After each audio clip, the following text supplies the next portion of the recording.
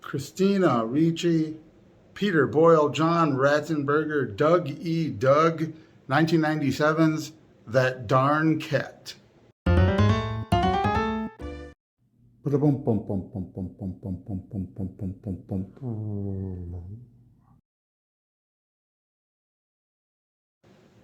So obviously I have very eclectic taste in movies. I watch all sorts, though I tend to be a science fiction fantasy nerd. I don't mind a good comedy. Comedy's a tricky thing and has been for decades. Gross out, over the top, sex and nasty humor have become a staple of our culture in a lot of ways. And some of that I don't actually mind if it's actually clever and if it's actually funny. For example, the movie Road Trip back in the 90s was a lousy, gross waste of a movie. A few years after that, the movie Euro Trip, which was every bit as kind of gross, was hilarious because of the setup, because of the delivery, because of the value of it. One was just bad because it relied solely on being gross. The other one was really funny because it relied on being clever as well as being gross. That Darn Cat was something I just put on my watch list because it popped up on Amazon Prime as something I might watch. Probably because I have a number of movies that I have watched over the last few years starred Christina Ricci. The one that I rewatch frequently, Fear and Loathing in Las Vegas. Although her role in that is not huge, she has a lot more screen time than, say, Craig Bierko or Cameron Diaz do, and she's an important part of that movie, and I love that movie. So anyway, I get recommended this movie, and I didn't know till after I watched it that it was a remake of a much older Disney film in, I believe, the 60s, which I have obviously never seen. But I had a lazy evening, so I decided, well, it seems lighthearted. I'll try That Darn Cat. This is one of the few rentals that I've watched. I watched it 3 times over a 3-day period. I mean, I was doing other stuff the second and third time, working at my computer and so forth, but I wanted something on in the background, and I literally kept putting it on, which I haven't done with a rental movie, and I don't remember when I did that. I think maybe Jawbreaker, I watched it a second time while working. But it was just that funny so that I could stop at the scenes that were really hilarious and watch them again. Now, the basic synopsis, if you haven't seen them, and I don't know what the original was actually about, but the 1997, That Darn Cat, the maid of a wealthy family in Boston is kidnapped. She's taken to a small suburb, and out there, while in hiding, a cat that wanders the whole community that belongs to Christina Ricci comes and visits her where she's held captive. She tries to scratch the word help onto the back of her watch. She only gets as far as hell. She doesn't finish the P. And the cat, she slides the watch over the cat runs away, and then the connection to this kidnapping case is made from the newspaper by Christina Ricci. She's a kid, no one believes her.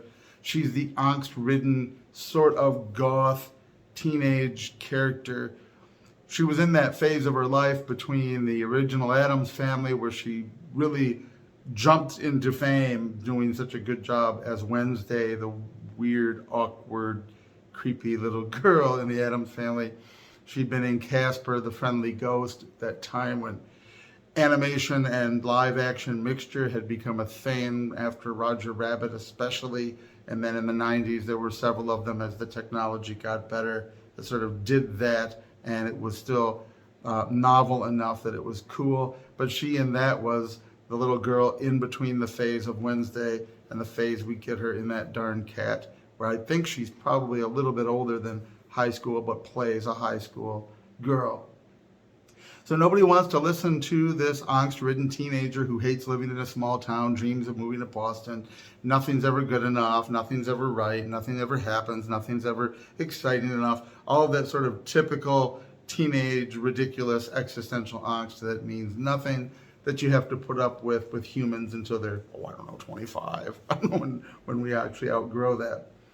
But it was very neat to see the way the story unfolded with the cat going around town through this whole neighborhood sort of diorama, all the places that TC, her cat, goes to visit, how he ended up with the watch with the message. And then later when the FBI agent, Dougie Doug, plays the FBI agent, tries to track, the FBI tries to track where the cat goes. They go through all of these same weird sort of obstacle course around town, and things that are predictably hilarious occur. And they revisit this with the final chase scene in the climax of the movie, where then, and maybe I'm daft, that was when you sort of discovered that the strange older lady that liked to make crank calls actually lived upstairs from the butcher shop, where the lovelorn woman liked to leave cuts of meat for the local security police guy that she was secretly in love with, and the ice cream shop where Peter Boyle and his wife, that it's all like crunched together like it was a giant snow globe almost. And so the final chase scene hits all around these places, and things collapse and fall in, and it's like an ensemble thing, almost like a stage production, where suddenly everybody's on stage at the end for the climax. But they did a lot of little clever things, like the very beginning, you see the very wealthy woman is very vain, she's looking in the mirror, she's worried about her lines and all of her plastic surgeries she's concerned about. They fade to downstairs, where the kidnappers are getting ready to kidnap the maid accidentally, believing that it is the rich wife, woman of the house. And of course, the guy, who, well, we find out later is Peter Boyle, looks in the window and says, wow, she sure is an ugly old hag. I wonder why he doesn't buy her some plastic surgery, which completely connects to the random conversation taking place upstairs. Beyond that, in that middle scene of following and tailing the cat from place to place, our teenager, Christina Ricci, begins to build elaborate conspiracy theories about bad things and ongoings in town, doing that sort of standard teenage angsty, almost conspiracy theorisms, right? And everything's bad, everything's understood in its worst possible form. And finally, eventually, by the time the plot develops into the final chase scene and the big reveal, she grows up a little and figures out that things are not what they seemed, and things are not as bad as she thought, and that her town is actually a lot cooler than she thought. Now, all of this is very predictably sort of classic Disney, right? The feel good story, the very clean humor, the way that it comes together, and yet, again, it does it in this way that is spot on with the delivery, with the timing. And of course, Peter Boyle, Christina Ricci, Dougie Doug does a good job. He's mostly comic relief. John Ratzenberger, you never separate him from his Cheers fame, but he's always hilarious and he's good in it. And there's a whole bunch of others I'm forgetting. There's almost everybody in town is recognizable from guest appearances or bit parts on sitcoms or in movies. Or I think Biff Tannen from Back to the Future series actually plays one of the police, but I'm blanking on his real name. So it's sort of one of those feel-good, comfortable movies where everybody's relatively familiar. Everybody kind of falls in according to what your expectations are. It develops this cute plot, and yet because the humor is spot on, it's delivered right, it pops, everything opens and closes with that sort of important continuity of story that you never feel like, what are we doing now? There's no 40-minute wandering in the desert, finding yourself seeing like from an action movie or adventure. And some comedies will do weird stuff like that where they slow down and speed up.